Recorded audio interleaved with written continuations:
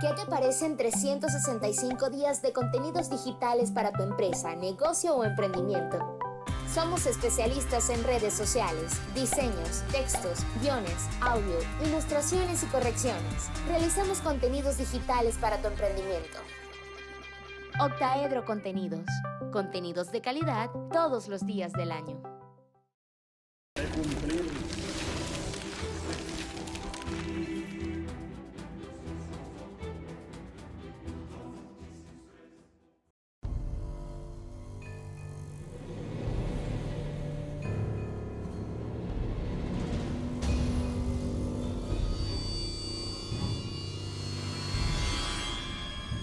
Además de esto, que es obvio, y que debe producir acciones inmediatas por parte obligados a tomarlas,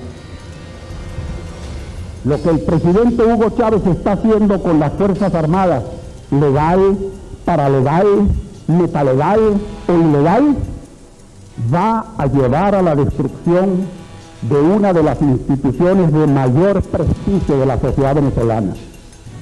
Una institución cuyo nivel de profesionalismo había costado muchos años y muchos esfuerzos llegar hasta el lugar en donde estaba. La atribución del Senado, ejercida en sintonía con lo que las instancias de evaluación interna de las Fuerzas Armadas habían decidido en relación a los oficiales cuyo ascenso negó, no la inventaron los que el presidente Chávez llama cúpulas corruptas de los partidos, obedientes y no deliberantes. Usted agrega nuevamente un bochorno más al Congreso de la República de Venezuela y a quienes hemos acudido a este salón en el día de más alta significación de la patria. Pero los responsables directos de este bochorno, ustedes saben perfectamente bien quiénes son. Los que han propuesto a este señor para que venga en el día de hoy a ensuciar, a enlodar una vez más el Congreso de la República de Venezuela. Prosiga, señor Olavarría. Señor presidente, déjeme ilustrarlo, que el primero que propuso y lo introdujo en la Constitución que presentó al Congreso de Investidura la facultad del Senado de autorizar los ascensos fue Simón Bolívar.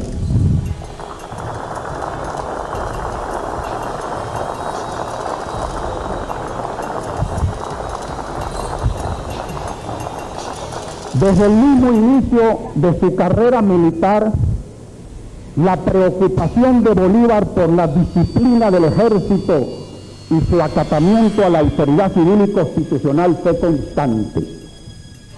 En 1813, después de la exitosa campaña guerrillera del Magdalena y de haber tomado Cúcuta, Bolívar se vio impedido de pasar a Venezuela por la actitud del coronel Castillo, a quien se le había nombrado como su segundo, y quien alegaba que Bolívar no podía legalmente llevar las tropas granadinas más allá de la frontera. Bolívar acató esto y se dirigió al Congreso de la Unión en solicitud del permiso correspondiente.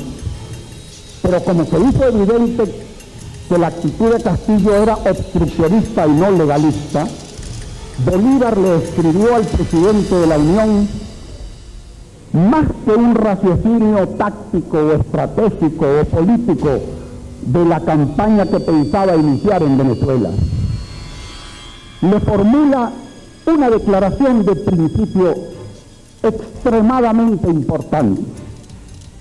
Le dice: no hay Estado beligerante sin ejército y no hay ejército sin disciplina. Este primer incidente de la carrera de Bolívar de la carrera militar revela la constante de una firme convicción en la disciplina del ejército como condición de su misma existencia y de su sumisión al poder civil como requisito de su carácter republicano y constitucional, que era la razón por la cual había ejército y se luchaba. La disciplina del poder militar y su razón de ser como brazo armado de una república constitucional por la cual se luchaba fueron los dos pilares del pensamiento de Bolívar en materia militar y la constante de su vida.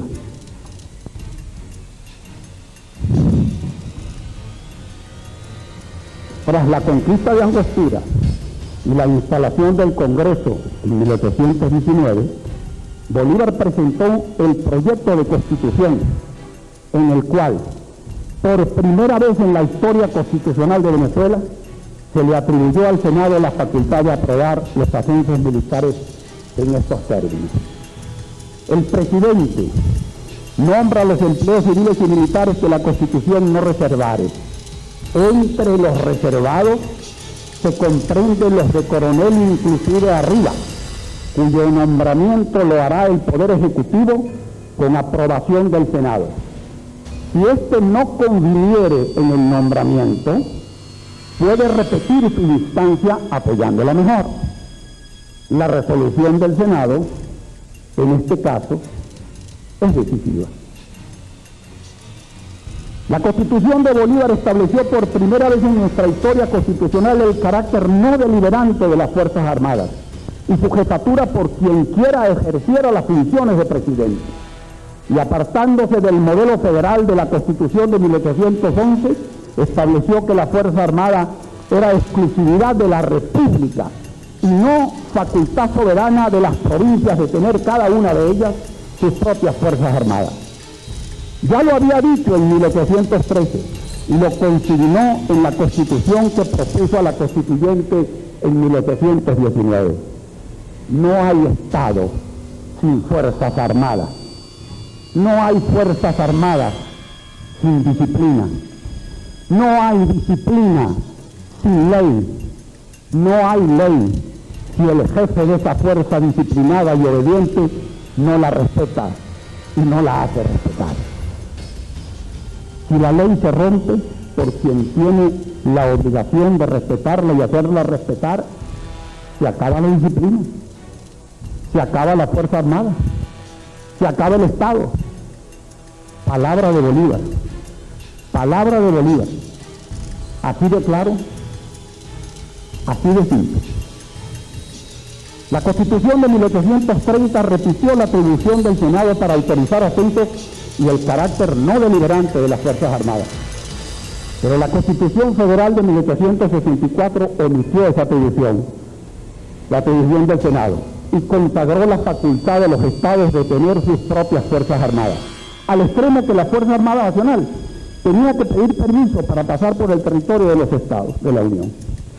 Esa fue una de las causas que llevaron al enguerrillamiento crónico que le siguió hasta que en 1908 Gómez tomó el poder y empezó a desmontar la disgregación implícita en el modelo federal y acabó con los caudillos. Y esa fue la razón de la proliferación de rangos militares otorgados por el mariscal Falcón y por los presidentes que le siguieron, por lo cual, para los fines del siglo pasado, Venezuela tenía más generales y coroneles que soldados, y no tenía ejércitos. Los ejércitos de entonces eran los partidos de entonces, eran partidos armados, eran fuerzas de ocupación al servicio de Guzmán Blanco o de Crespo, pero no de la nación, y mucho menos de sus instituciones. Llegar a eso, un ejército permanente institucional, parecía entonces una quimera. Regresar a eso parecía hasta antes de ayer una imposibilidad. Pero ese es el camino por el cual vamos. Por lo pronto, ya tenemos más coroneles y generales de aviación que aviones, y más almirantes y capitanes de navío que navíos. La creación de un ejército profesional permanente y nacional se inició a comienzos de siglo. Cuando Gómez apartó a Castro del poder, inició con energía y con decisión la integración de las viejas montoneras del siglo pasado en un ejército homogéneo, tecnificado y moderno. El paso fundamental se dio cuando el 5 de julio de 1810 se inició el primer curso en la Escuela Militar de la Planicie. Algunos de los responsables visibles de este proceso confuso se conocen. El general Francisco Linares Alcántara había estudiado y se había graduado en West Point, el general Félix Galaví, el coronel chileno Samuel McGill, y los más visibles de las etapas posteriores fueron el general Eleazar López Contreras y el entonces teniente coronel Isaías Medina Angarita, quien se había graduado en la escuela militar y había sido muchos años su profesor. Y el hecho fue que se llegó a la muerte de Gómez en 1935 con una estructura fundamental de un ejército profesional con espíritu y reglamentación de permanencia institucional. Ese ejército disciplinado fue lo que hizo posible que el general Eleazar López Contreras realizara las grandes transformaciones que eran necesarias para cambiarle el carácter dictatorial del régimen en el cual él se había formado y para que refundara la democracia venezolana en el siglo XX. El general López Contreras heredó una estructura de poder militar que le hubiera permitido prolongar el régimen autocrático. No lo hizo así. Y uno de los primeros indicios que dio el general López Contreras de su carácter liberal, de sus intenciones democráticas, fue cuando después de la muerte de Gómez se quitó el uniforme y entró a Caracas como presidente de la República vestido de civil. Un detalle que merece ser recordado en estos momentos cuando se están dando indicios en contrario. La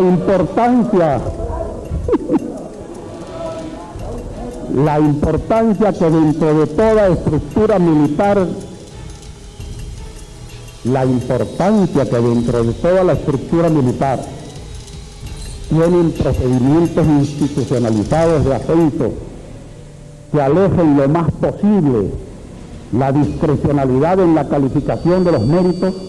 Repito, la importancia que dentro de toda estructura militar tienen los procedimientos institucionalizados de ascenso que alejen lo más posible la discrecionalidad y la calificación de los méritos, se pone de manifiesto con un incidente, un detalle interesante. Ese detalle es que una de las principales razones que alegaron los oficiales que formaban la Unión Militar Patriótica, la logia que conspiraba para derrocar a Medina, era que el general Medina se había negado a retirar del ejército a los viejos generales Prato, Ardila y Matute, que los oficiales de escuela llamaban topo de piedra, y cuya prolongada permanencia ellos, los oficiales jóvenes, venían como bloqueando su carrera. La Constitución de 1947 fue la primera que consignó lo que puede llamarse la doctrina militar del Estado democrático. Esa doctrina, paradójicamente, fue inspirada y colocada en esa Constitución por los oficiales que derrocaron a Medina Angarita, pero lo hicieron por especialísima influencia de la mentalidad y de la manera de pensar del entonces ministro de la Defensa, teniente coronel Carlos Delgado Salvo, quien en 1946 expresó públicamente su convicción de que las Fuerzas Armadas venezolanas debían ser obedientes, no deliberantes, apolíticas, institucionales y profesionales. Esos principios se consagraron en el capítulo 3 del título 4 de esta Constitución, que estableció que las Fuerzas Armadas eran, cito, apolítica, esencialmente profesional, obediente y no deliberante, organizada para garantizar la defensa nacional, mantener la estabilidad interna y respaldar el cumplimiento de la Constitución y de las leyes. Al principio de la impersonalidad de la institución armada al servicio de la nación, al principio de la exclusividad de las funciones militares incompatibles con otras funciones políticas, y después de ratificar el principio muy antiguo de que la autoridad jerárquica suprema de las Fuerzas Armadas es el presidente de la República, se sumaron los avances que habían sido logrados en el gobierno de Gómez, como eran la exclusividad y el monopolio del poder nacional para mantener fuerzas armadas y poseer armas de guerra. El apoliticismo de las Fuerzas Armadas quedó sentado claramente en el artículo 99 de esa Constitución, y los mecanismos institucionales y legales y no discrecionales de ascenso recibieron jerarquía constitucional al establecerse en el artículo 101 que los grados militares solo podrán obtenerse conforme a la ley, ratificando el principio bolivariano de la atribución al Senado de autorizar los ascensos. La doctrina militar del Estado democrático quedó muy bien consignada en la Constitución de 1961. En su artículo 132, que establece con admirable elocuencia que las Fuerzas Armadas forman una institución apolítica, obediente y no deliberante, organizada por el Estado para asegurar la defensa nacional, la estabilidad de las instituciones democráticas y el respeto a la Constitución y las leyes, estableciendo que el acatamiento de las Fuerzas Armadas a la ley, el acatamiento de las Fuerzas Armadas a la ley está por encima de cualquier otra obligación, reafirmando que están al servicio de la República y en ningún caso al de una persona o parcialidad política. Personalmente yo pienso que el carácter no deliberante de las Fuerzas Armadas es indispensable para el mantenimiento de su disciplina. Y esa disciplina es indispensable para la estabilidad de cualquier orden de gobierno, democrático o no. Pero aunque no pensara así, el hecho es que hoy la Constitución y la ley orgánica de las Fuerzas Armadas vigentes así lo mandan. Las Fuerzas Armadas no son deliberantes. El mero anuncio del presidente Chávez de convocar a una asamblea militar para que los militares le hablen al país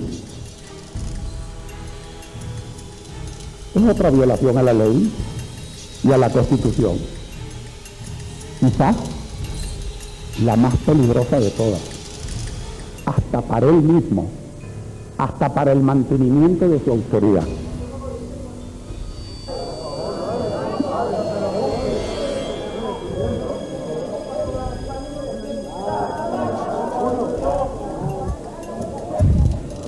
Cuando Carlos Andrés Pérez yo estaba preso y exiliado por denunciar la corrupción,